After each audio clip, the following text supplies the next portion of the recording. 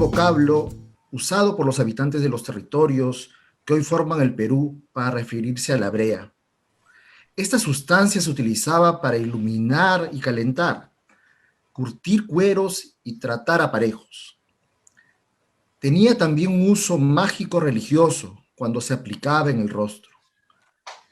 El Ministerio de Relaciones Exteriores, a través de nuestra red de misiones diplomáticas en el exterior, tanto embajadas, consulados, como nuestras representaciones permanentes, promueve esa participación internacional del premio. Y es así que nuestros compatriotas en el exterior han hecho llegar sus creaciones y han participado en igualdad de condiciones con los participantes en el territorio peruano. Sin embargo, la Cancillería y Petroperú queríamos dar un salto en nuestra vinculación institucional y coincidimos que era necesario continuar con la difusión del premio, pero también poner en vitrina a los ganadores, y qué mejor que ante un público más amplio, al que ciertamente la pandemia nos permite llegar hoy a través de las herramientas digitales. Con el ciclo de diálogos internacionales COPE, queremos dar inicio a un trabajo más intenso, pero necesario, para contribuir de algún modo a la recuperación de un sector tan golpeado por la crisis actual como es el de la industria editorial y el fomento de las letras. Y qué mejor que comenzar con Ecuador, país hermano de grandes similitudes con el Perú, con quienes compartimos una historia común y también un proceso literario similar. Estamos seguros que estos diálogos servirán para fortalecer y enriquecer nuestra ya consolidada relación bilateral. Participan de este diálogo internacional Diego Treyes Paz, ganador del premio COPE 2016, quien conversará con el profesor Guillermo Cordero, crítico literario y especialista en la narrativa policial en el Ecuador y América Latina. Modera el profesor Ricardo Sumalabia, escritor peruano de amplia trayectoria. Nos acompañan para dar las palabras iniciales de bienvenida el señor rector de la Universidad Andina Simón Bolívar, doctor César Montaño Galarza, y el embajador del Perú en Ecuador, don Vicente Rojas.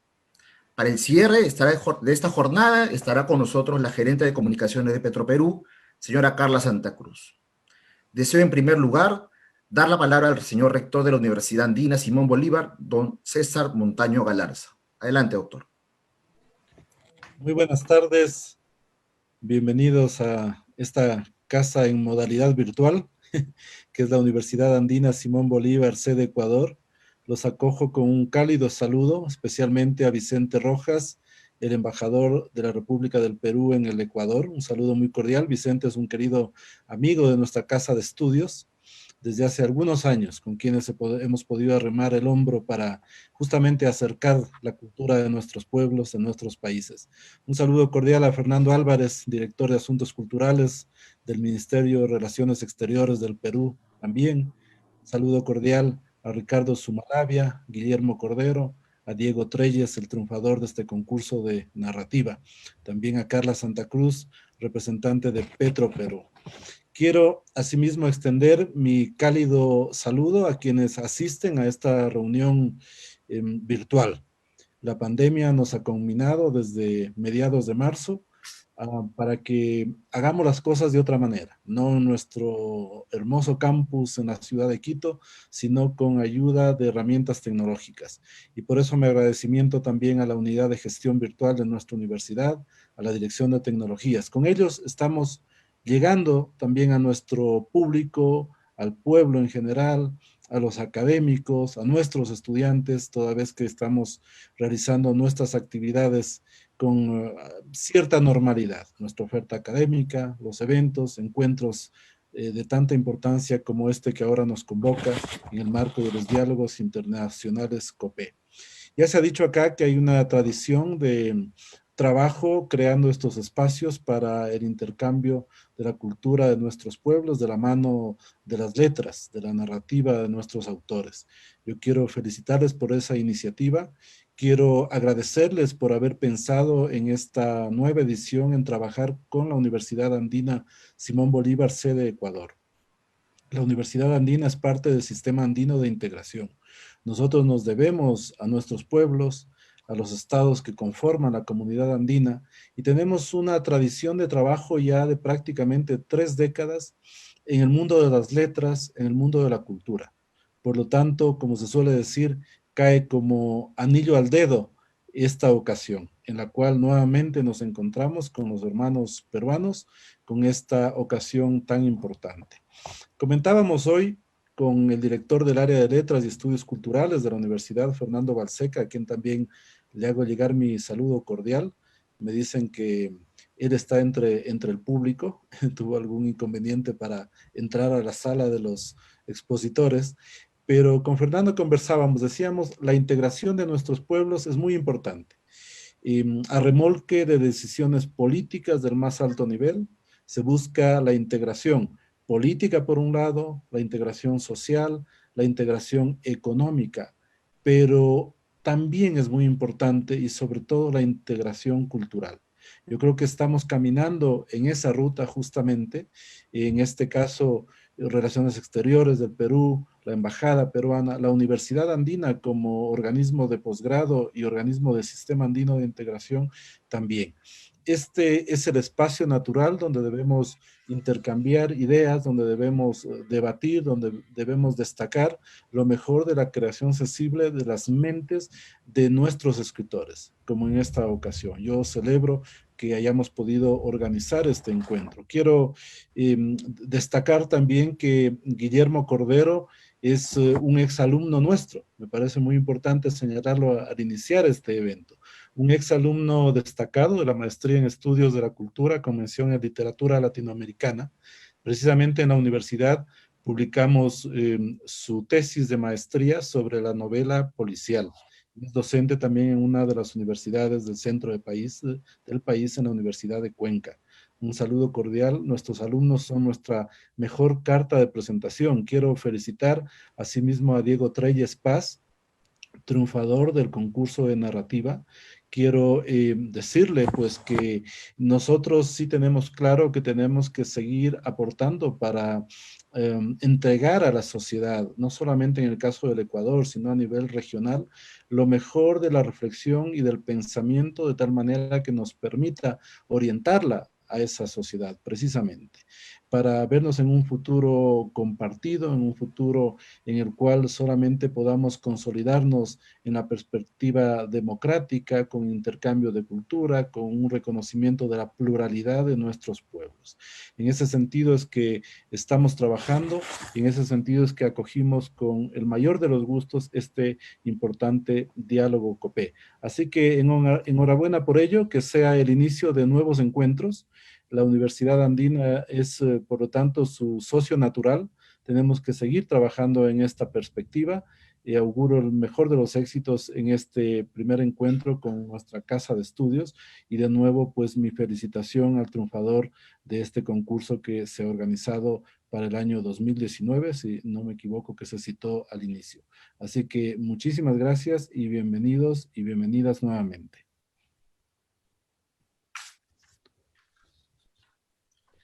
Muchas gracias, doctor Montaño, por sus palabras. La verdad es que este diálogo es muy importante y lo valoramos mucho, tanto Perú como Ecuador, porque el área académica es algo que nos une profundamente, ¿no? Y ahora creo yo que ese es un momento idóneo para empezar estos diálogos que van a ser muy, muy trascendentes, creo, para ambos países. Quisiera dejarle la palabra al señor embajador del Perú, don Vicente Rojas Escalante, para que también nos dé unas palabras de bienvenida. Adelante, señor embajador. Gracias, Fernando. En primer lugar, saludar en tu persona, saludo la presencia de la Cancillería en esta ocasión. Mi querido César, el afecto que ya sabes que tenemos por la universidad y por tu persona, por la Universidad Andina, y qué alegría volvernos a ver. Tal vez sea una ventaja de la pandemia el que nos podamos precisamente ver, ¿no? Tal vez en otras circunstancias es más difícil reunirnos físicamente, pero ahora la tecnología nos permite poder estar fácilmente integrados, no importa que sea de modo virtual, pero estamos como debemos estar siempre juntos. En primer término, les decía mi saludo a ustedes dos, a la Cancillería y a la universidad, concretar esta iniciativa, por llevarla al terreno de lo real, ¿no? Y también, obviamente, felicitar a Petroperú, que es una iniciativa antigua que maneja Petroperú con esa proyección, digamos, social como empresa, pero que en este caso tiene un contenido cultural que todavía, a mi juicio, a veces termina siendo más valioso, ¿no? Porque finalmente lo que tal vez el ser humano hace como ser humano, y casi exclusivamente, porque lo demás está ahí disponible para transformarse, pero lo que el ser humano crea es la pintura, es la música y son las letras. Y qué agradable y qué grato que esta iniciativa tenga que ver justamente con las letras. Con las letras, con la circunstancia tan especial que tenemos entre peruanos y ecuatorianos, que es, yo insisto mucho en los 16, 18 años que tengo trabajando entre el Perú y el Ecuador, insisto mucho en esto de que somos dos pueblos que con mucha frecuencia se acostumbra a decir somos dos pueblos que nos parecemos mucho. Yo sí estoy de acuerdo con esa idea, esa expresión que lo manejamos los peruanos y ecuatorianos. Pero yo voy un poquito más allá. Yo digo que sí nos parecemos mucho, pero sin temor a equivocarme, estoy insistiendo hace algún tiempo de decir que somos los mismos. No es que nos parecemos, no, somos los mismos. Y tal vez señalar ahora muy brevemente que justamente en la zona de frontera, en la zona de Palanda, algo que hemos hablado ya, César, contigo, en la zona de Palanda, del lado del Ecuador, y en la zona de Bagua, Jaén, del lado del Perú, en esa zona de frontera en la que felizmente en el pasado, que ya es pasado, nos enfrentábamos. Ocurre que aparentemente está la cultura más antigua del mundo andino, con más de 5.300 años. Entonces, creo que, como ya lo dijo Julio Cetello, una idea avanzada de la arqueología en el Perú, la cultura andina nace del Alto Amazonas, y eso es lo que somos, Perú y el Ecuador.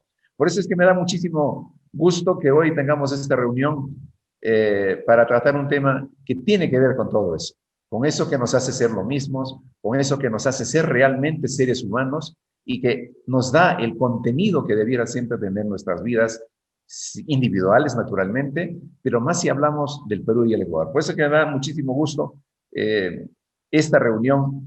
Y de nuevo felicitar a Petroperú, y qué gusto me da también de ver a Carla. Yo tengo mucha proximidad con Petroperú porque por los pueblos originarios, a través de ellos es que yo en realidad me he acercado mucho a Petroperú, y me alegra mucho que Petroperú, los mandos de Petroperú, no obstante de tratarse de una empresa, tengan esta visión. Y me alegra que además empecemos este ejercicio entre el Perú y el Ecuador y que lo vayamos haciendo crecer a nivel continental. Y ojalá otras iniciativas más tuviésemos que pudieran encaminarse en ese rumbo, ¿no? Finalmente, agradecerles a los panelistas, que en realidad las cosas interesantes que vamos a escuchar van a venir de ellos. Nosotros solamente, y yo personalmente, solamente manifestarles la alegría que tengo de tener esta oportunidad en la vida de poder escuchar a peruanos y ecuatorianos a través de la cultura, diciendo lo que somos y lo que sentimos, y lo que nos hace trabajar y nos hace vivir juntos, más aún en esta época ahora que nos genera la pandemia de tantas dificultades. Estos son los vínculos que nos van a hacer realidad el sentimiento de solidaridad que necesitamos para seguir avanzando entre peruanos y ecuatorianos. Yo sé que este es un reto muy difícil que afecta a toda la humanidad, pero que el Perú y el Ecuador, sin duda alguna, vamos a seguir trabajando de modo solidario, de modo conjunto, con el apoyo de todos los que queremos que el Perú y el Ecuador vayan adelante, siempre, obviamente, un ambiente de democracia, un ambiente de libertad, donde las ideas se expongan y las ideas se conversen y se consensos necesarios para avanzar. Entre Perú y Ecuador no hay ningún problema ahora, ninguno, en ninguno de los niveles, solamente un problema que a los dos nos afecta, es el de la pobreza, que hay que vencerla. Y ahora que se ha complicado más con la pandemia. Y yo agradezco por eso que este tipo de vínculos, que están bien articulados por la Cancillería y motivados por Petroperú, tenga esa respuesta de parte de una universidad como la Universidad Andina Simón Bolívar, que hace parte de todo este esfuerzo. César, de nuevo, mil gracias, y a todos los panelistas, a Ricardo, a Guillermo, a Diego, por su participación en esta reunión. Así que para mí, en mi calidad de peruano, de un humilde ciudadano metido aquí tantos años en el Ecuador, esperando escucharles, porque sé que de ustedes vamos a seguir aprendiendo, a seguir fortaleciendo nuestra fe en el futuro de nuestros países. Muchas gracias a todos. Gracias, César, y qué gusto de nuevo verte. Igual a ti, Fernando. Muchas gracias, embajador, por sus palabras. Dos elementos creo importantes en lo que usted menciona, ¿no? La pandemia, por un lado, pues nos trajo varias complicaciones a la humanidad en general, pero también nos ha acercado mucho, ¿no? Y el segundo punto que usted mencionaba también y quisiera traer a colación es que estos diálogos están empezando hoy día y como usted bien mencionó, embajador, la idea es que continúen y de hecho vamos a continuar. El trabajo que vamos a continuar con Petroperú nos va a permitir luego ir a Bolivia, luego a Chile, y así continuaremos con otros países, porque creemos que este lado académico, cultural, es lo que nos hermana y lo que nos vincula. Y nos parece que es muy importante eso mencionar a la Cancillería del Perú, y evidentemente estamos tan motivados en continuar este trabajo. Simplemente, sin más preámbulos, quisiera ya darle la palabra al profesor Ricardo Sumalabia para que dé inicio a nuestros diálogos y vayamos a los temas que nos ocupan hoy día, que es iniciar esta conversación entre Perú y Ecuador sobre literatura, luego será sobre poesía y, en fin, sobre tantos temas interesantes y relevantes para todos. Don Ricardo, por favor, adelante y le dejo la mesa con usted. Muy bien, muchísimas gracias, estimado Fernando Álvarez, por cederme la palabra. Agradezco también las palabras del señor rector César Montaño, del señor embajador de la República del Perú en Ecuador, señor Vicente Rojas Escalante, a mis compañeros panelistas, a las autoridades de Petroperú, a la Cancillería, obviamente. Soy muy halagado de poder ser parte de este evento y qué mejor para mí que inicie con Ecuador, porque en realidad me siento, tengo que decirlo, muy cercano a la Universidad Andina Simón Bolívar, ya que he tenido participación como académico, ¿no? Soy profesor de la Pontificia Universidad Católica del Perú, así que he participado en eventos en dicha casa de estudios y también como escritor, lo cual ha permitido pues tener y desarrollar una gran amistad con varios de los profesores y también organizadores de eventos en la Universidad Andina Simón Bolívar. Y aquí, bueno, nos reunimos para hablar de la novela policial latinoamericana y qué mejor que poder conversar sobre este tema con dos personas que conocen a profundidad esta temática. Primero me refiero a Diego Treyes Paz, quien ganó el premio Copé de Ensayo, el premio del año 2016, además con la publicación luego que lleva el título Detectives Perdidos en la Ciudad Oscura. Y también en compañía del investigador ecuatoriano Guillermo Cordero, que, como bien ha anotado el doctor Montaño, ha publicado el libro La novela policial en Ecuador. Entonces creo que aquí ya tenemos justamente los elementos necesarios para establecer este diálogo con estos dos autores tan interesantes. Tengo la fortuna además de tener ambos libros a la mano. Quisiera iniciar este diálogo primero preguntándole a Diego Treyes Paz, porque él en su libro, ganador de este concurso de ensayo de los premios Copé, organizado por Petroperú, establece una nueva categoría del policial que él ha llamado la novela policial alternativa latinoamericana. Es muy interesante esto porque hasta poco antes la terminología, las categorías que se manejaban básicamente llegábamos hasta el neopolicial latinoamericano, un término más bien acuñado y difundido por el escritor e investigador cubano Leonardo Padura, ¿no? Y sus novelas, pues, son un claro ejemplo de ello. Pero, Diego, tú nos planteas una nueva categoría que quizás nos puede, no, quizás no, diría que sí, nos permite justamente afrontar otro corpus, ¿no? Mucho más amplio, que tiene estos elementos del policial. Y me gustaría que iniciáramos la conversación con algunas explicaciones tuyas sobre cómo podríamos entrar hacia esta definición de la novela policial alternativa latinoamericana. Bienvenido, Diego. Muchas gracias, Ricardo, y bueno, muchísimas gracias por la invitación a participar de este importante evento internacional, a la Universidad Andina Simón Bolívar, a la Cancillería, a los señores embajadores. Les agradezco mucho por pues, invitarme a hablar un poco del género policial. Quizás es importante, Ricardo, pensar que cuando hablamos de literatura policial, no es posible hablar del género si lo desligamos de su naturaleza ideológica y de su agenda política, que parezca más bien un género muchas veces considerado menor. Las investigaciones en torno a la novela policial siempre han estado ligadas a su agenda política.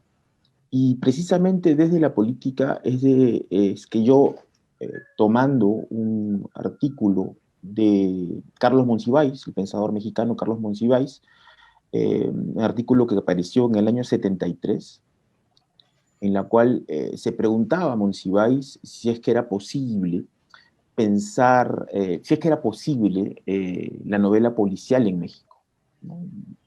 Monsiváis se lo preguntaba por una razón bastante interesante, que está ligada a la justicia.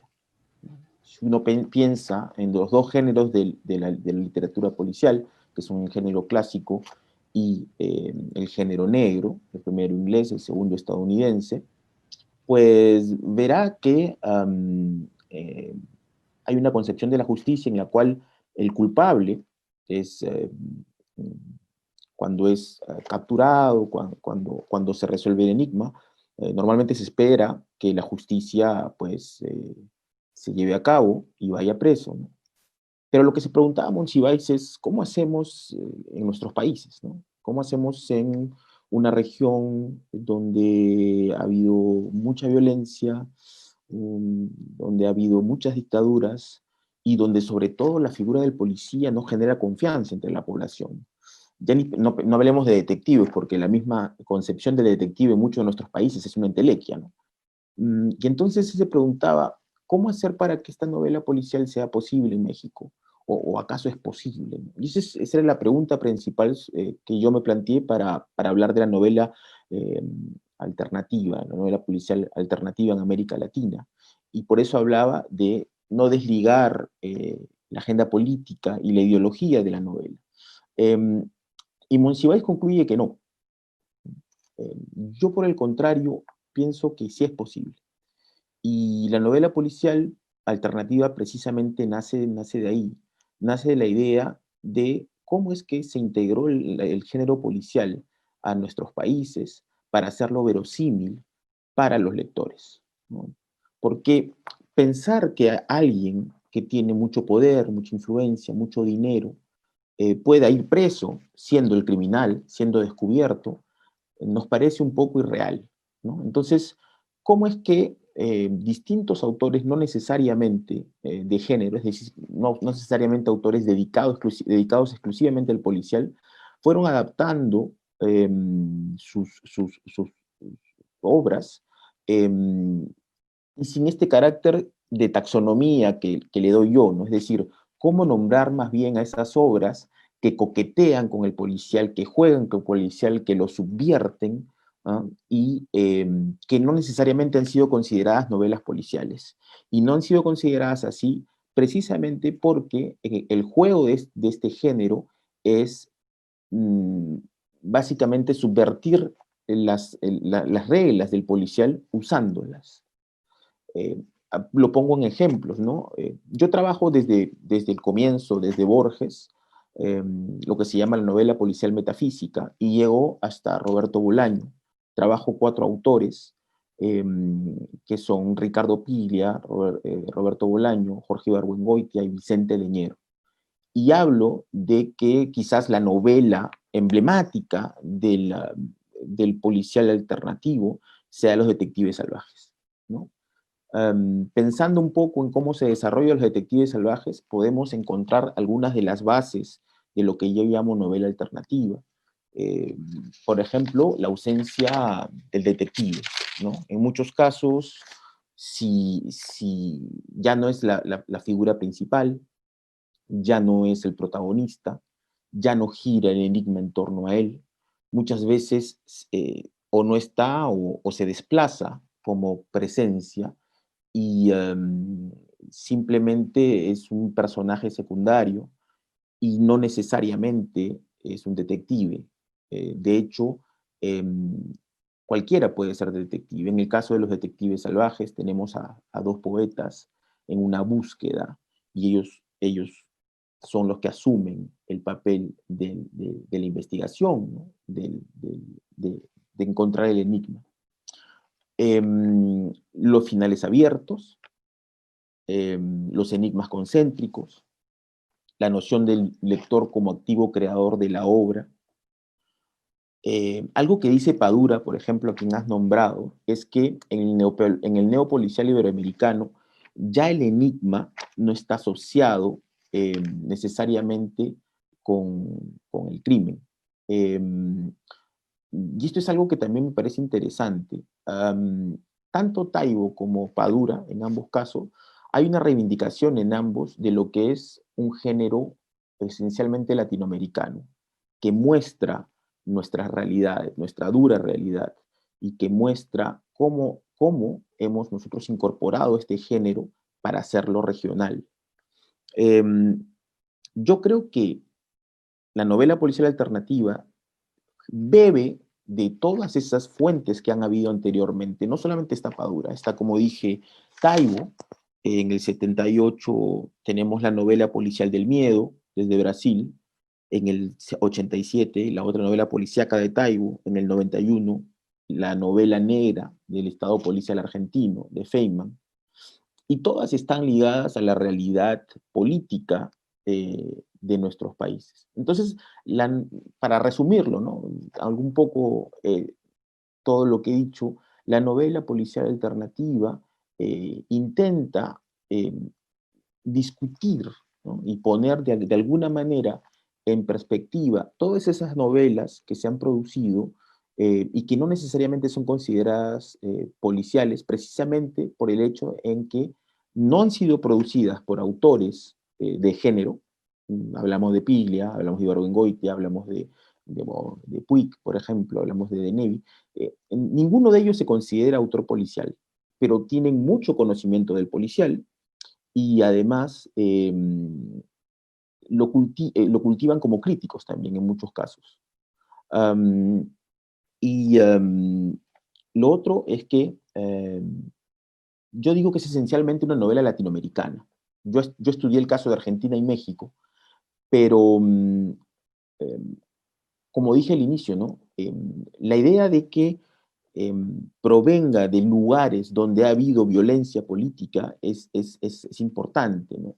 Porque muchas veces los autores latinoamericanos tuvieron que adaptarse a condiciones adversas, peligrosas, esquivar la censura y hacer alegorías, por ejemplo, novelas alegóricas sobre lo que estaba ocurriendo, Respiración artificial, por ejemplo, de Piglia, ¿no? Entonces, un poco para entrar al intercambio, yo diría en principio eso, ¿no? En principio eso. Muy bien, muchas gracias, Diego. Y justamente ahora quiero pasar a Guillermo, ya que él ha trabajado específicamente el caso ecuatoriano, ¿no? ¿Cómo has visto tú esta experiencia del policial en Ecuador? Bueno, buenas noches. Muchas gracias por la invitación a la Embajada, a Petroperú y a la Universidad Andina, especialmente a Fernando Balseca, que fue quien me contactó y quien me dirigió la tesis, además, hace algunos años ya.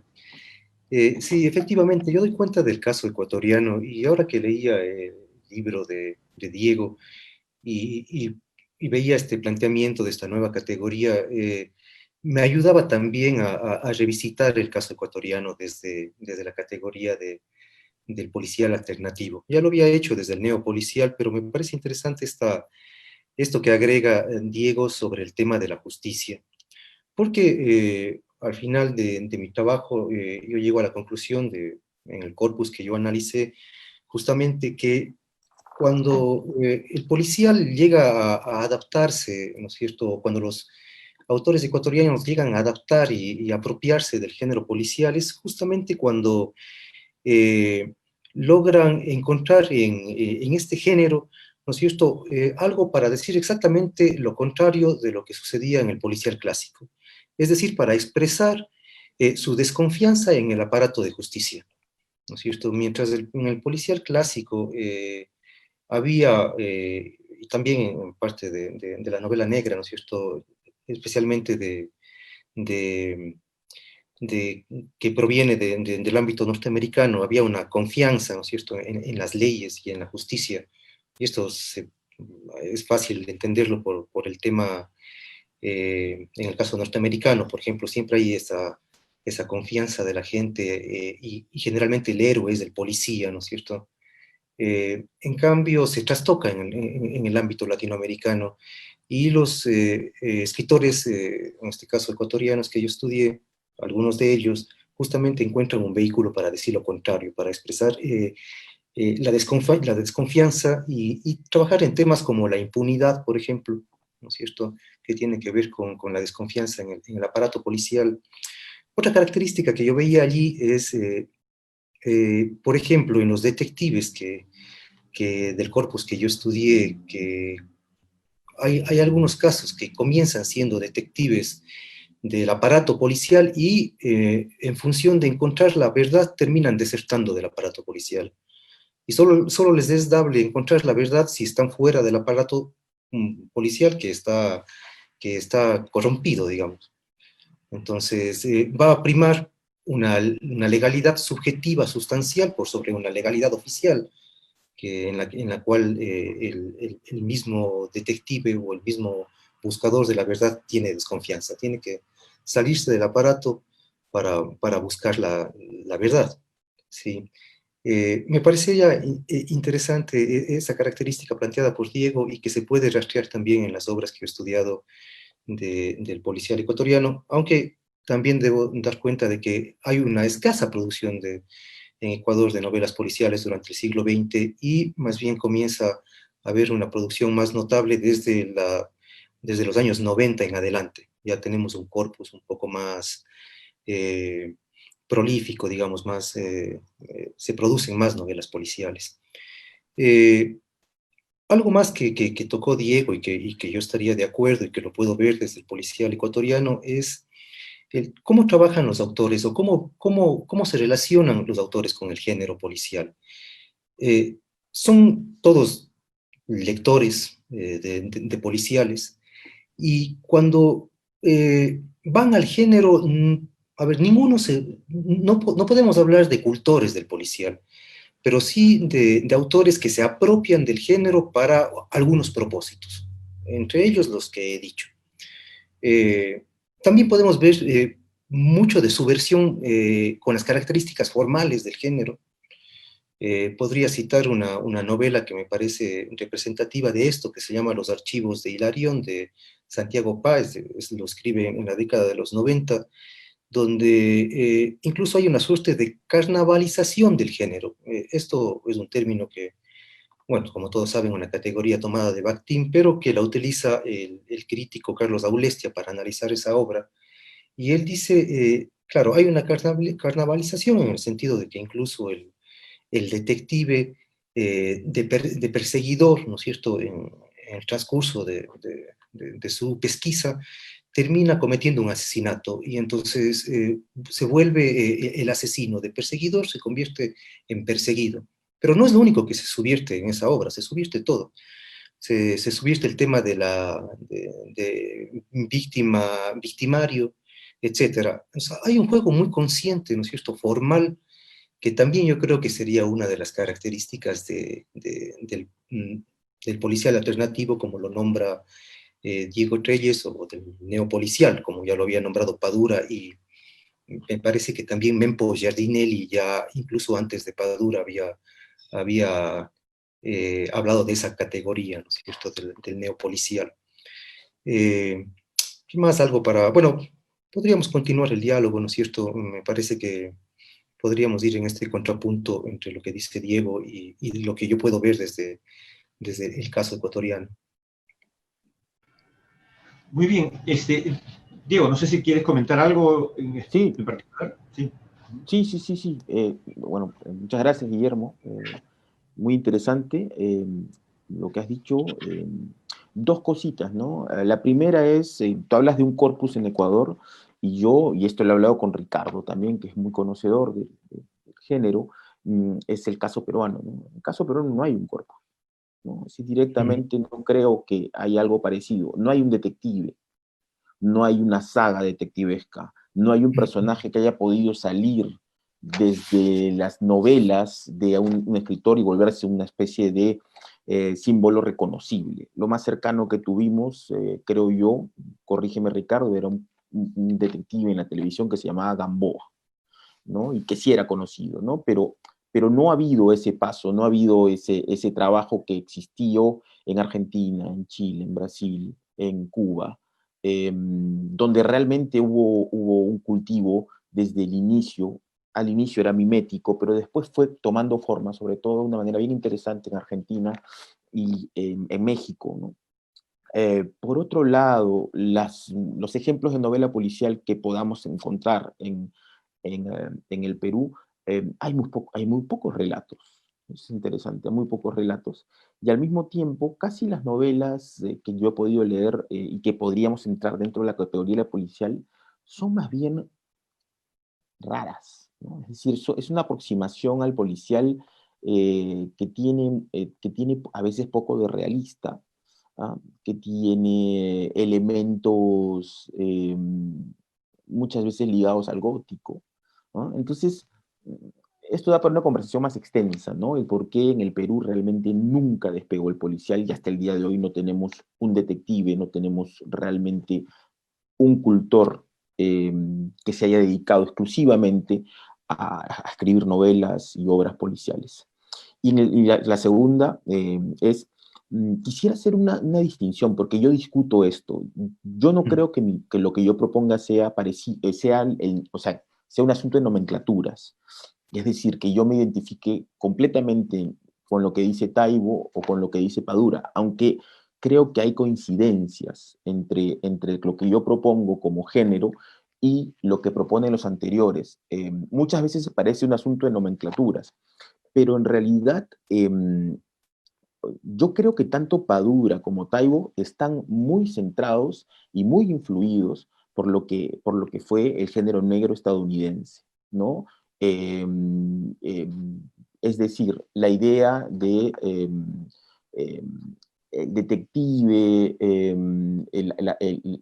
la ciudad como una jungla, el detective que, como dices, muchas veces puede cometer eh, no sé si delitos o sí, pero actos de violencia para resolver los enigmas. Y Piglia decía que una de las eh, cosas que, sin embargo, pese a que estas novelas que nacen en el 29 con el crack financiero mostraban que era una violencia, un mundo completamente destruido moralmente, era que el detective es finalmente incorruptible, ¿no? Es decir, dentro de este mundo completamente degradado y teniendo un policía que trabaja por dinero, ¿no? Un policía, un detective que trabaja por dinero, a diferencia de los detectives clásicos, ¿no? Que lo hacían por pasatiempo, y cuyo interés es meramente materialista, los detectives que resuelven los casos son incorruptibles. Lo que yo creo en la novela alternativa, por el contrario, es que son completamente corruptos, ¿no? Es decir, no hay esta idea de que todavía queda un rezago de moralidad y de ética en los que asumen el rol de detectives. Y por el otro lado, yo creo que tanto Padura como Taibo sí se inscriben dentro de un modelo de escritor policial, ¿no? Por más que Padura tenga sus series policiales y sus otras novelas, que son más bien tradicionales, de autor, sí se inscriben dentro de un modelo de escritor policial. Incluso Taibo tiene un detective, ¿verdad? Y también Padura.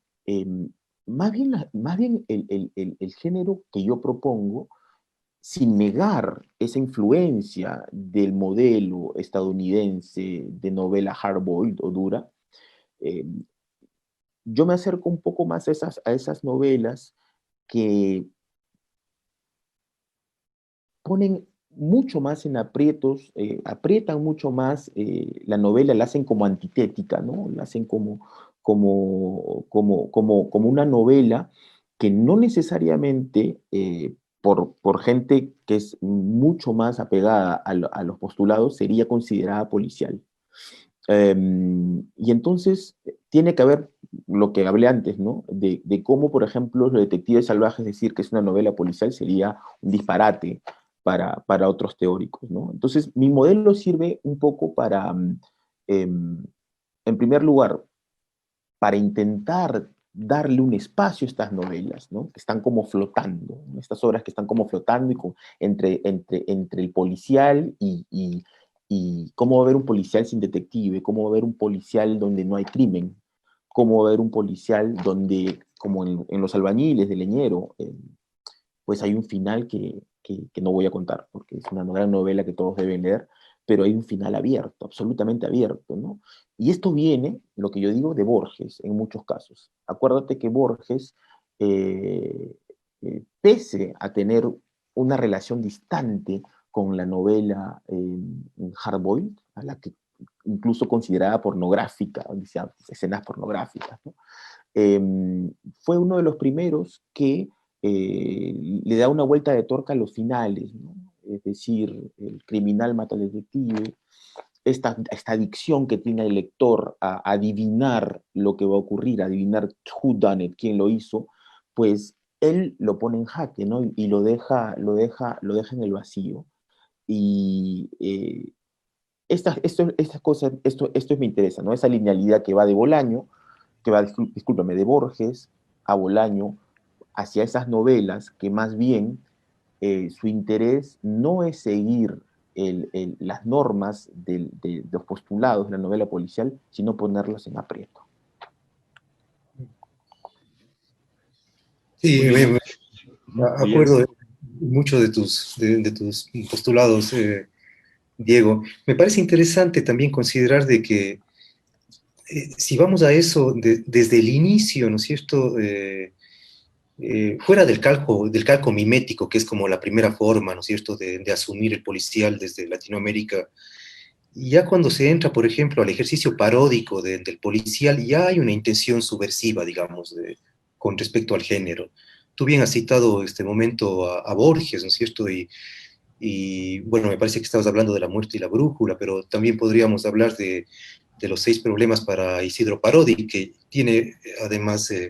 es esencialmente paródico, ¿no es cierto? Basta ver el apellido del detective, y un detective que desde el encierro puede resolver los casos. Ya había una intención de subversión del género.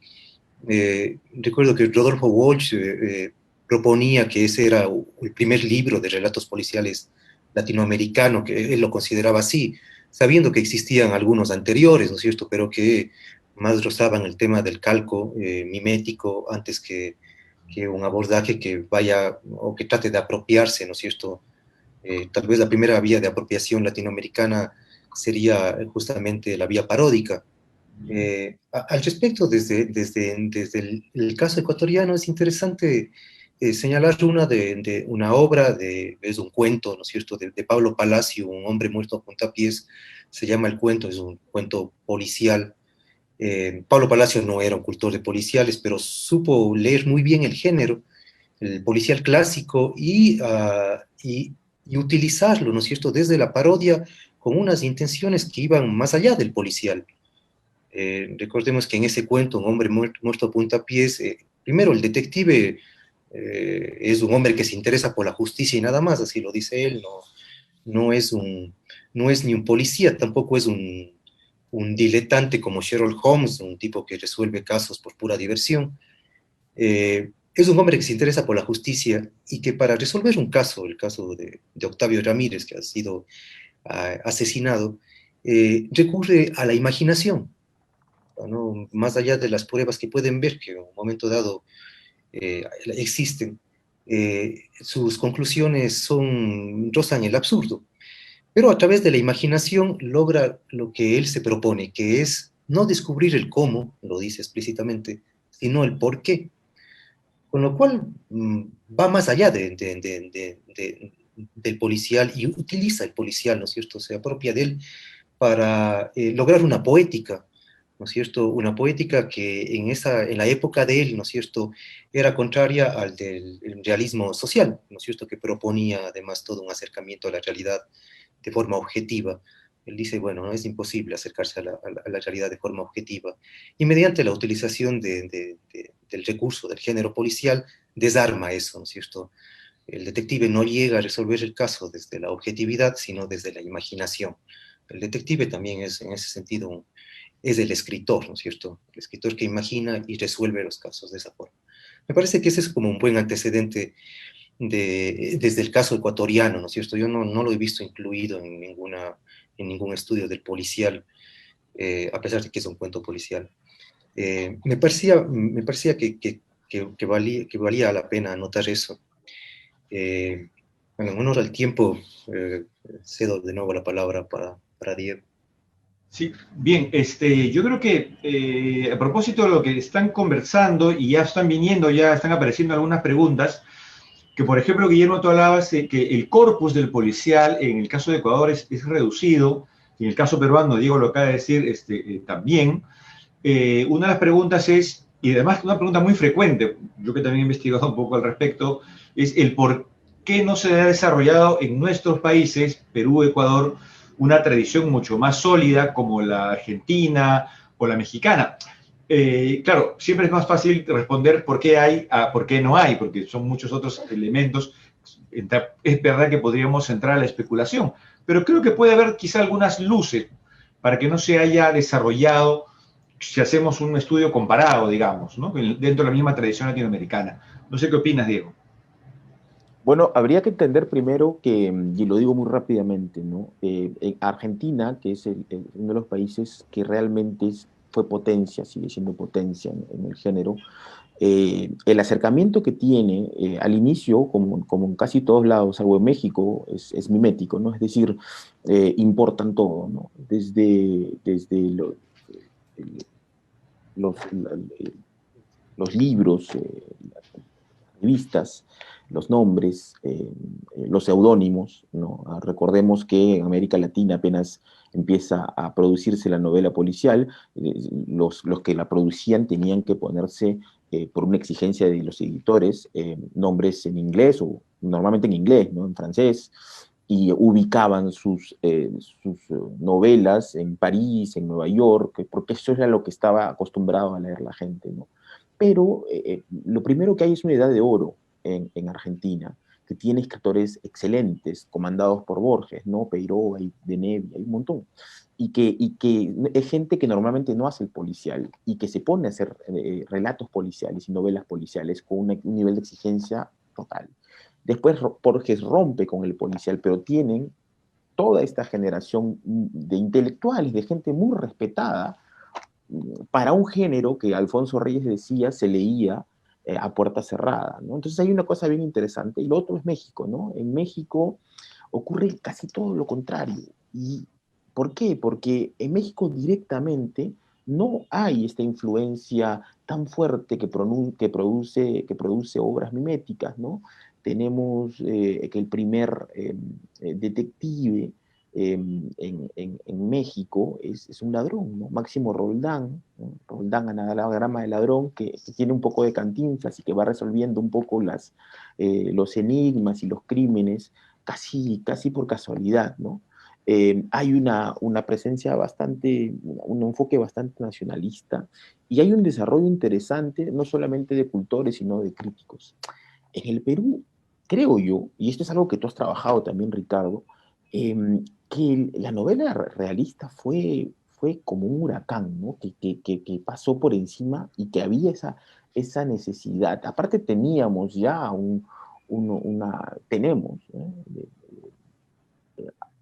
Una genealogía de autores que tenían una influencia muy fuerte sobre las generaciones posteriores, ¿no? Y yo creo que no necesariamente había el interés. Tú dices en el artículo que publicaste que la guerra tiene mucho que ver, ¿no?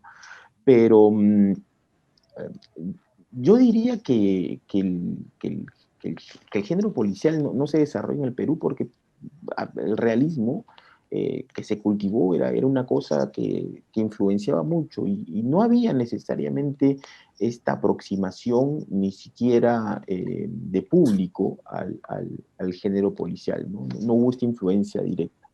No tengo la respuesta concreta, evidentemente, este es algo que da para una tesis, ¿no? Que ojalá alguien haga, pero hay evidentemente, tú pones algunos ejemplos de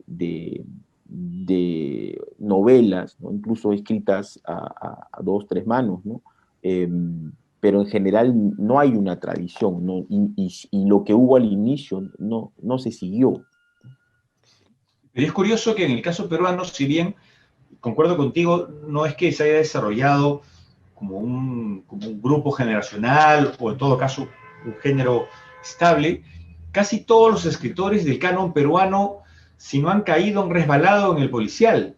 Es decir, si hablamos de Vargas Llosa, bueno, tiene Quien mató a Palomino Molero, estrictamente tratando de cumplir con el género, pero ya en todas sus otras novelas hay un crimen, hay un enigma. Es más, en La ciudad y los perros hay un crimen, que se quiere saber quién fue el culpable, y muchas otras sus novelas donde aparece Lituma,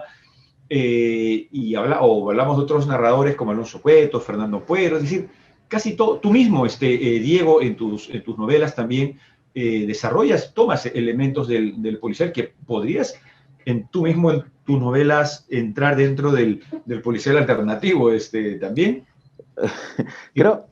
De hecho, creo que el enfoque mayormente es eso, ¿no? Mirko Lauer, Carlos Jardón Fajardo, Pilar Claro. Dugui, ¿no? Pilar Dugui también. ¿No? Es decir, sí hay como que en su carrera hay un momento en que han hecho su novela o su novel policial, pero no han continuado, ¿no? Es decir, lo han tomado de una manera oblicua, lo han tomado a veces como bueno, me toca hacer mi policial, ¿no? El otro día comenzábamos que no hay muchos relatos, ¿no? Un autor, por ejemplo, Miguel Gutiérrez también en algún momento tuvo una pasión latina, ¿no? Pero creo que el punto es por qué en realidad ninguno, o sea, porque, digamos, autores que tienen detectives hay en todos los países. Hay en Chile, hay en Argentina, hay en Cuba, pero ¿por qué en el Perú no hay? O sea, no hay ni uno que se haya dedicado completamente al género. Es decir, un autor del género policial que represente estrictamente y no quiera salirse de los linderos del policial, pues no existe, ¿no? Bueno, que yo conozca, ¿no? Probablemente pueda haber ahora mismo, pero no creo que sea alguien que tenga mucha visibilidad. Hasta el momento yo no conozco. No sé si tú conozcas. No, quizá a lo mejor un enfoque interesante, luego Guillermo, no sé qué nos dirá también, tenga que ver si lo vemos desde el otro lado, o sea, no solamente desde los escritores, sino desde la recepción. O sea, no perder de vista que estamos hablando en esencia de un género de masas. Pero si no tenemos una recepción del otro lado que alimente ese género, obviamente se desvanece, ¿no? Como que pasa en Argentina. O sea, de hecho en Argentina ha habido colecciones de policiales latinoamericanos. En México también, pero en el caso nuestro no. Y no sé, Guillermo, cómo se ha dado esto en Ecuador.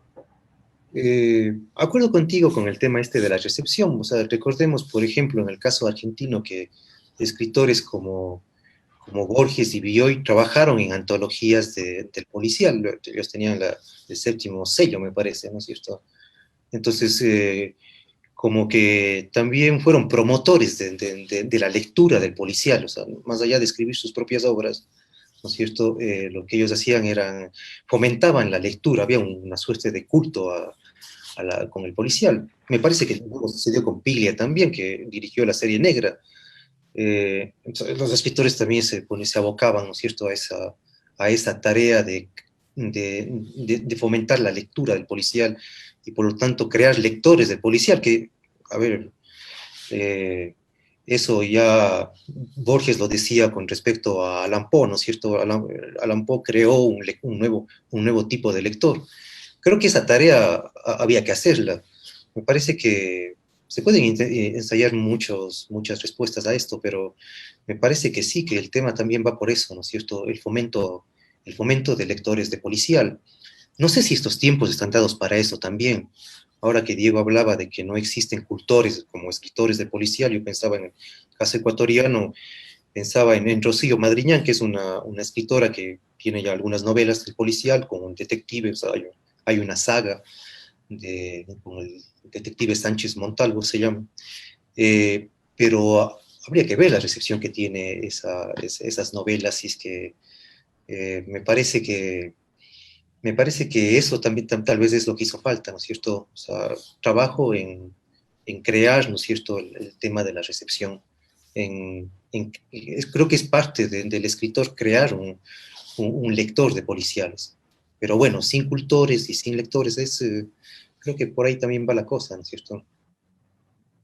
¿Y ustedes creen que habría un futuro y qué necesitaríamos? Bueno, propiciar lectores sería una posible respuesta, pero ¿piensan ustedes que sería una alternativa a la novela policial en estos tiempos? ¿Es un género que ya se va a diluir, entre otros? Bueno, yo no creo que bueno, como dije al inicio, digamos, si nos ponemos a pensar en la cantidad de material, de investigación y crítico que hay sobre la novela policial, pero sobre todo lo hay porque es un género muy interesante. Es decir, volvamos al clásico, ¿no? Volvamos a la diferencia entre el clásico y el género negro. Y fijémonos en cómo se ha analizado el clásico, ¿no? Es decir, la novela clásica es conservadora, es una novela conservadora. Es una novela, es una novela donde no existen las diferencias sociales. Es una novela donde hay un detective y un criminal que tienen una disputa, que es una disputa eh, matemática, ¿no? Es una disputa de tú a tú entre dos personas que son consideradas como superhombres, ¿no? No es nada realista, ¿no? Decía Borges, es el género fantástico de la inteligencia, ¿no? Decía Borges. Eh, y no aspiraba al realismo, es decir, ni siquiera desarrollaba psicológicamente a los personajes, porque todo era una suerte de juego en el cual lo importante era, número uno, generar lectores, y los lectores generaban adicción, ¿no? Es decir, leían novelas policiales porque querían adivinar antes y especializarse cuanto más leyeran en quién era el asesino o quién lo había hecho, ¿no? Y esto genera que muchos intelectuales muy respetados se hicieran también adictos y negaran que lo fueran, ¿no? Es decir, las novelas policiales eran las que se escondían debajo de la biblioteca, ¿no? Y llega Alfonso Reyes y dice, el policial es el género clásico de nuestro tiempo. Y luego viene la novela policial estadounidense, Hardboiled, y altera completamente eso, lo vuelve realista, la aterriza a tierra, ¿no?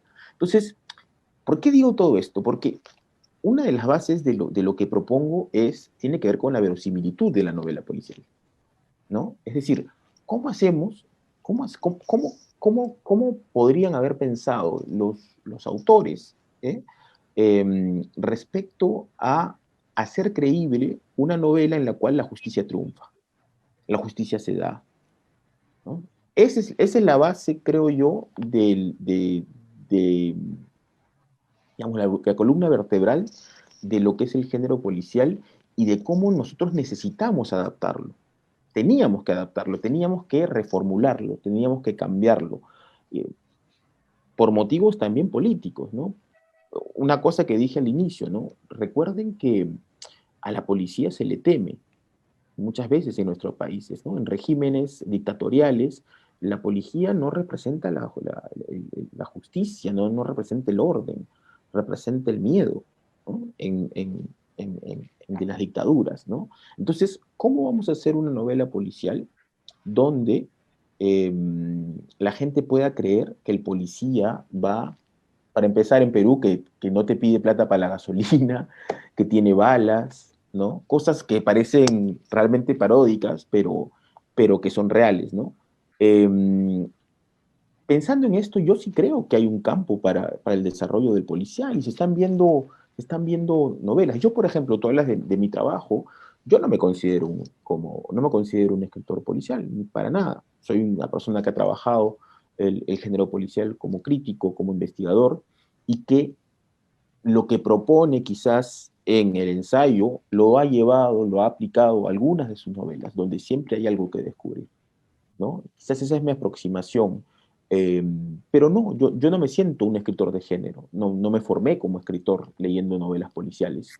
Y tampoco pretendo tener, curiosamente yo me demando quizás a alguien que escriba, que cree un detective, y ni yo mismo soy capaz de dar ese paso, ¿no? Entonces eso quizás diga mucho, ¿no? De por qué incluso seguimos pensando con un cierto elitismo sobre la novela policial, cuando no debería ser esto, ¿no? Esto ocurría antes, ¿no? Con Todorov, ¿no? Decía, no, la novela policial, si realmente se tiene algún vuelo literario, deja de ser policial, ¿no? Pero esa conversación, esa discusión ya se acabó.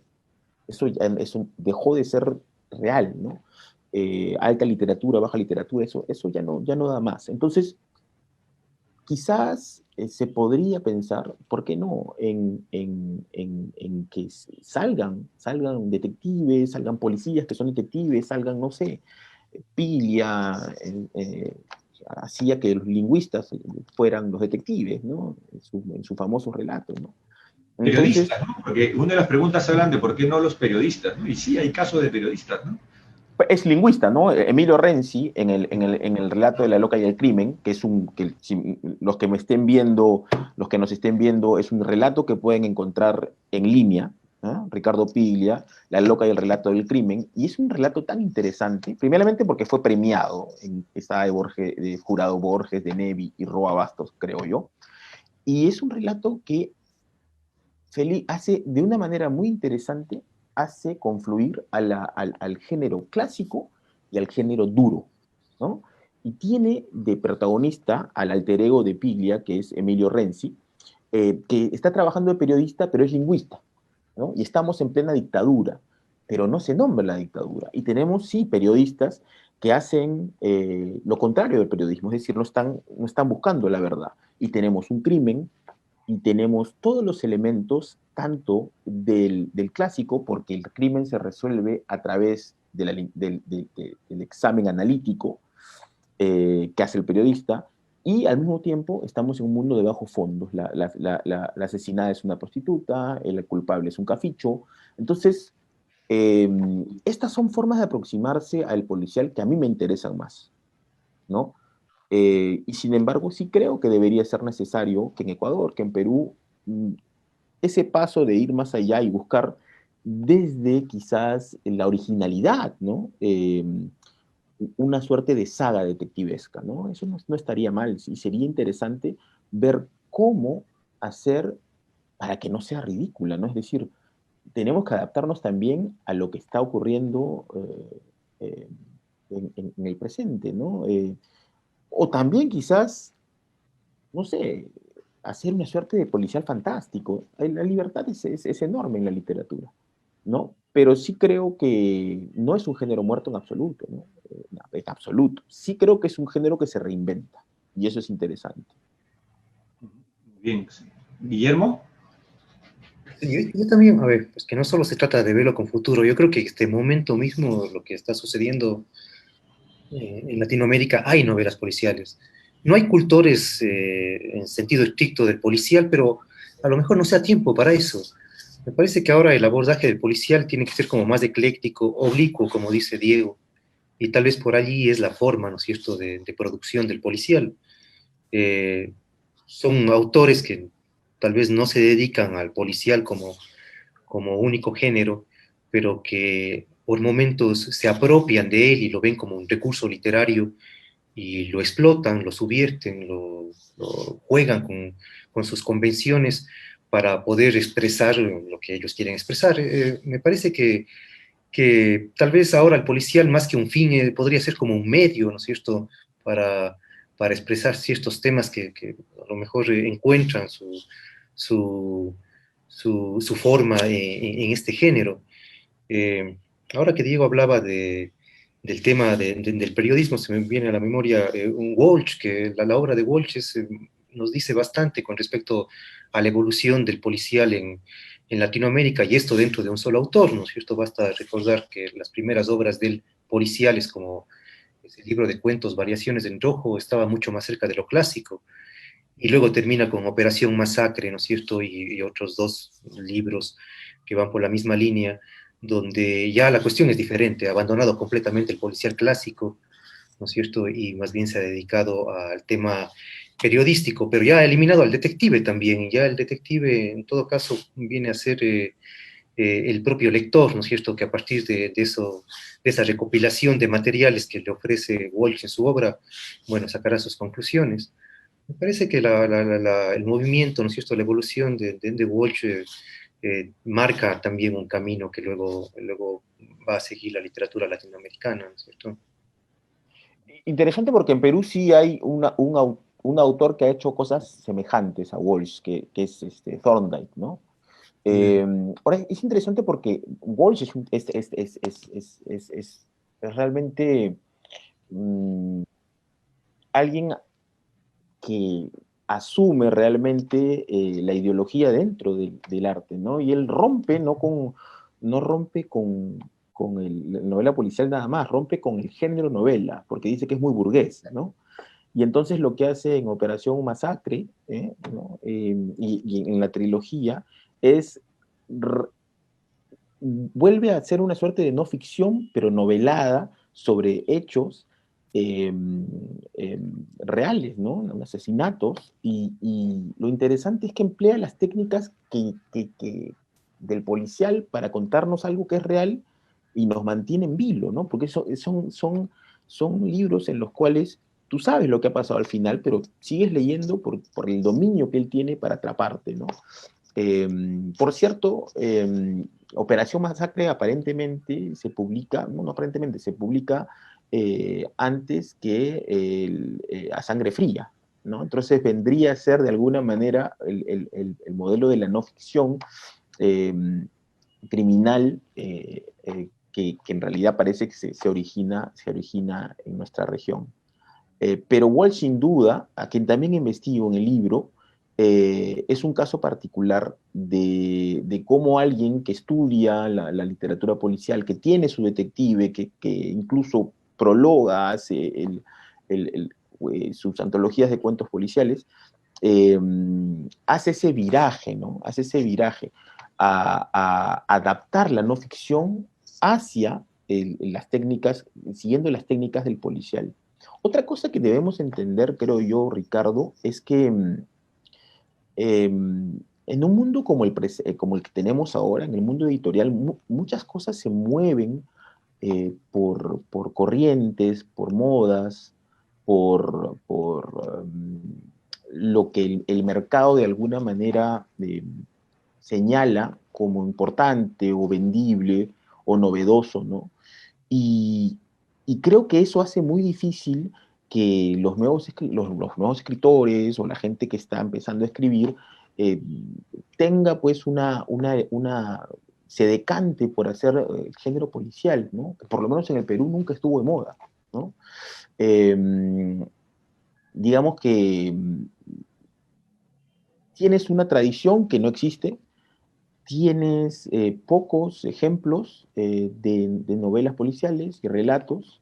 Carlos Garayar, por ejemplo, es alguien que que sí, que ha estudiado la novela policial y que tiene una novela que tiene digamos, un policía que está investigando un caso, ¿no? Sobre nosotros, tiene un cuento policial que también mezcla el género clásico con el género duro,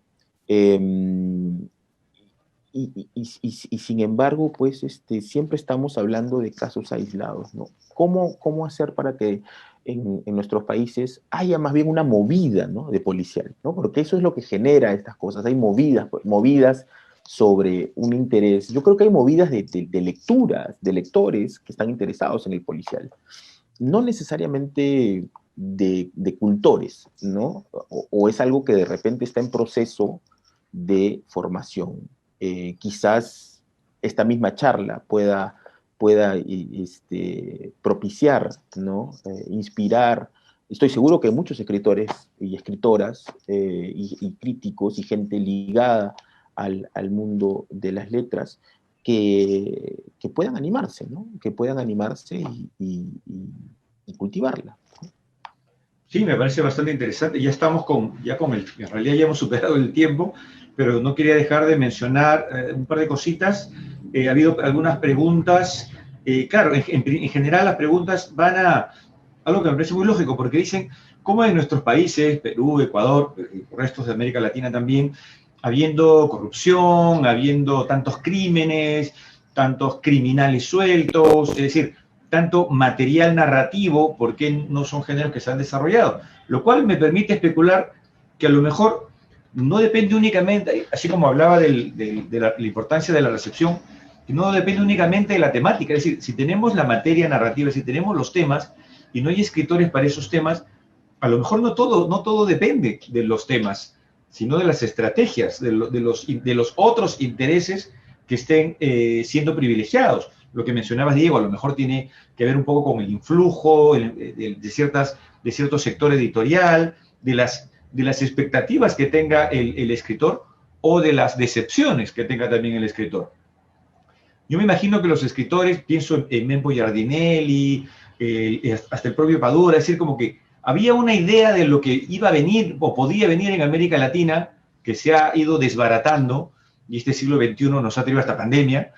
Entonces, claro, hay cosas que a lo mejor ya, por más que tengas la materia narrativa, tu decepción es tan grande que ya no quieres, lo que mencionabas, Diego, y que también es base en tu libro, que ya no hay ese interés, pues, de privilegiar al detective como héroe, sino de repente privilegiar al criminal, el criminal como héroe narrativo, ¿no? Que es algo que también desarrollas en tu libro, que no quiero dejar pasar de mencionar, que este libro, ganador del Copé de Ensayo de Diego, para todo el público ecuatoriano, peruano y de otros países que nos están viendo, también está en línea en la página, en la biblioteca virtual de Petroperú, ¿sí? En la biblioteca virtual pueden acceder directamente y pueden leer el libro de Diego. Bueno, ya no tenemos más tiempo, es una pena. Ricardo, Pasa siempre con grandes conversaciones, Diego, sí. Una última, porque esto es muy interesante lo que estamos hablando, pero recordarle a la gente que está viendo, que va a leer quizás mi libro, que hay una parte en que habla del surgimiento de la literatura policial desde Foucault, ¿no? Y precisamente se habla de los discursos del patíbulo. Los discursos del patíbulo en el siglo XVIII en Francia. ¿Qué eran rápidamente los discursos del patíbulo? Eran hojas que se pasaban mimeografiadas en las cuales los criminales que iban a ser asesinados, no, ajusticiados, ¿no? Asesinados, escribían de puño y letra su arrepentimiento, ¿no? Yo soy un criminal, me arrepiento. Eran aparentemente falsos, ¿no? Eran creaciones. La justicia lo que buscaba era controlar al pueblo, ¿no? Es decir, que esto sirva de castigo, ¿no? Que esto sirva de castigo para que vean lo que pasa si ustedes cometen crímenes. Es una forma de control. Y lo que lograron, sin embargo, fue lo opuesto. Porque el pueblo veía en estos criminales, en estos malhechores, se identificaba con ellos, ¿no? Y entonces los elevaba muchas veces a categorías de santo, ¿no? Y entonces cuando el poder se da cuenta de que están generando precisamente lo opuesto a lo que buscan, quitan los discursos del patíbulo, y es cuando, de alguna manera, va a empezar, el enfoque se va a cambiar del criminal, del que se ha hablado, a este detective de la clase alta, que va a comenzar a tener criminales también de la clase alta, ¿no? Entonces, es muy interesante porque en realidad desde el inicio, la novela policial surge como una respuesta a la santificación por error de los criminales, ¿no? Es cierto, es verdad. Y también quiero recomendar el libro de Guillermo, que, bueno, fue publicado por la Universidad Andina Simón Bolívar. Yo lo compré en la misma universidad hace un par de años. Espero que queden ejemplares para que puedan los lectores interesados acudir a leer el libro de Guillermo también. Bueno, ya tenemos que despedirnos. Muchas gracias. Guillermo, dime. Sí, Intervención final. para la gente que nos está viendo, mi libro está en línea también. Y googlean Genial. Guillermo Cordero, novela policial en Ecuador, lo encuentran, está en el repositorio de la Universidad Andina. Sí. Perfecto. Entonces ya lo saben, a quienes nos están viendo, ya pueden leer estos libros. Y estos libros también, a su vez, obviamente recomiendan muchas otras lecturas del policial, también para que puedan ir a las fuentes. Muchas gracias, Diego. Muchas gracias, Guillermo. Agradecer a las instituciones involucradas en este evento, en estos diálogos internacionales COPE. Quiero darle la palabra ahora a Fernando Álvarez para que se pueda realizar el cierre respectivo. Gracias, Guillermo, otra vez. Gracias, Diego. Bueno, muchas gracias a nuestros panelistas, al profesor Sumalabia. Ha sido, creo yo, un diálogo muy interesante. Daría para conversar mucho más. Diego está en París, ya creo que es un poco tarde ya, pero de todas maneras estamos muy contentos y agradecidos por haber dado esta conversación tan rica, ¿no? Y que creo que daría para continuar mucho más que minutos en adelante. Quisiera darle la palabra a Carla Santa Cruz, Carla Santa Cruz, representante de Petroperú, y es gerente de comunicaciones de Petroperú, para darnos algunas palabras de cierre del evento. Adelante, Carla. Muchas gracias, Fernando. Bueno, señor rector de la Universidad Andina Simón Bolívar, César Montaño Galarza, señor embajador de la República del Perú en el Ecuador, Vicente Rojas Escalante, estimadas autoridades del Ministerio de Relaciones Exteriores del Perú, apreciados escritores invitados, Diego Treyes Paz, Ricardo Cordero, Ricardo Sumalabia, estimado público asistente. En principio, es un honor para mí poder representar a la alta dirección de Petroperú esta noche en la apertura de este ciclo Diálogos Internacionales COPE, como parte del trabajo de promoción cultural de Petroperú. Quiero destacar, en primer lugar, la participación, apoyo y buena voluntad de la Universidad Andina Simón Bolívar de Quito, en la persona del doctor Montaño, quienes nos acogieron desde un inicio para brindarnos apoyo en la realización de este conversatorio entre connotados escritores de nuestra región. En medio del actual contexto que vivimos a través de estos espacios, queremos reconocer la importancia de la creación literaria y la expresión cultural como un insumo también para reinventarnos frente a una realidad adversa, pero que nos reta como ciudadanos de América. Quisiera resaltar también el valor de nuestros creadores latinoamericanos, espacio donde tenemos grandes exponentes de la creación literaria y nos permiten conocer la inventiva a partir de realidades comunes para delinear la figura del relato, el ensayo o cualquier otra expresión artística de la palabra. Hoy hemos destacado a partir del reconocimiento al escritor Diego Treyes Paz, Premio COPE de Ensayo, la notable investigación sobre la novela policial que nos entregó en el 2016 y a partir de ahí recorrer nuevas visiones y pareceres de la narrativa actual de esta parte del mundo, por parte de Guillermo Cordero y de Ricardo Sumalabia, por supuesto. Como se ha comentado, el Premio COPE es un certamen literario peruano organizado por Petróleos del Perú hace más de 41 años, ¿no? Y se ha convertido en el principal espacio de reconocimiento de la creación literaria en nuestro país. Esta constante labor es una expresión más de la responsabilidad social corporativa de Petroperú como parte de su compromiso con el desarrollo de la cultura peruana. Son objetivos primordiales del Premio COPE consolidar los vínculos existentes entre nuestra empresa, la comunidad peruana e iberoamericana, y contribuir también a la promoción de los valores culturales, humanísticos como patrimonio universal. Es precisamente en torno al Premio COPE que nuestra institución, de manera conjunta con el Ministerio de Relaciones Exteriores, creamos el ciclo Diálogos Internacionales COPE, espacio de conversación y debate en torno a los ganadores del Premio COPE para conocer y reconocer la obra y la visión de estos escritores frente a temas actuales. Nuestro agradecimiento a la Cancillería peruana, al embajador Vicente Rojas, mi especial agradecimiento también, quienes se han sumado a este proyecto con gran interés y con mucho entusiasmo. Reitero finalmente nuestro especial agradecimiento a la Universidad Andina Simón Bolívar y a los escritores participantes, nuestras felicitaciones por las importantes obras publicadas. Muchísimas gracias.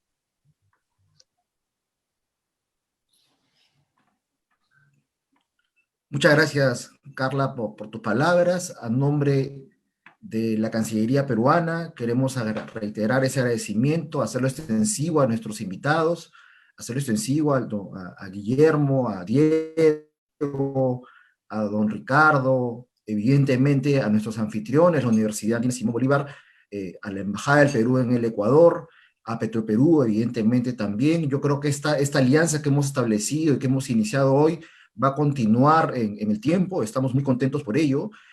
Quisiera adelantar que la próxima conversación que tendremos a todos nuestros seguidores será el próximo martes a las 7 de la noche, hora peruana, 8 de la noche, hora de Bolivia. Tendremos una conversación también continuando con este ciclo de diálogos internacionales COPE, y de ahí continuaremos con otros países amigos, donde hay tantos seguidores de literatura, poesía, en fin, ensayo, cuento. Yo creo que por ahí tenemos una beta muy importante que continuar desarrollando con nuestros amigos y vecinos. Queremos agradecer a nombre de la Cancillería la presencia de todos nuestros invitados y simplemente desearle a todos muy buenas noches y continuaremos con este ciclo el próximo martes. Muchas gracias.